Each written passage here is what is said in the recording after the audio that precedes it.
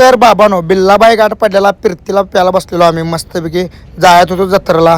तिथे बिल्लाबाईला चिकन आणून घातले 30 रुपयाचं. रांडा तर काय खातच नव्हता की व्हेजिटेरियन होता वाटतं लावडा.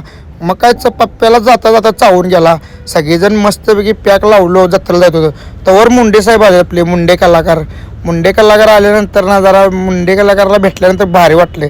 एकदम दिलदार माणूस राजा माणूस आहे. एक नंबर टॉपची भेट झाली आमची. दिप्प्याच्या गावाकडे जायचं होतं भोजला. जत्रा होती त्यांच्या गावातली. गावात गेलो पानपट्टीवर गेलो काही सगळी पोरं की नाही आपली फॅन होती आणि असं सगळ्यांनी प्रेम दाखवलेत की नाही. खरोखर भावांचं मनापासून आभारी आहे. ते म्हणतात ना माणसाचे मन जिंकणे हीच खरी संपत्ती आहे. ह्या 6 महिन्यात हे सगळे कमवलेलं सगळ्यांचं प्रेम आहे.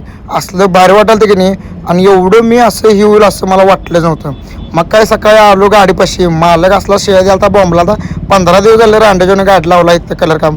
रामभाऊ मिस्त्री बघा हे म्हणते टाळ वाजवा म्हणते आता तुम्ही. या फिरत्या पेंटरनं की नाही रांडेजोनं 10 दिवस लावला कलर करायला. खरं भावानं कलर मनासारखं टॉपचा केला आहे. एक नंबर गाडी अशी दणका दिसायला राहिली पहिल्यापेक्षा. टायरी पण घालून घेतल्या मस्तपैकी. कलर बघा नक्षी बघा एक नंबर टॉपचे झाले. भावानं उशीर लावला खरं काम व्यवस्थित केला फिरत्यानं. एक नंबर टॉपचा पेंटर आहे विशेष नाही. मग काय तिथनं आदमानीच्या दुकानात आलो. लाईटा घ्यायच्या होत्या 8,500 रुपये नुसता लाईटा घेतल्या धुरळाच. तर ह्याच्या पुढचा ब्लॉग बघत राहा. तर लाईक शेअर कमेंट आणि फॉलो करा.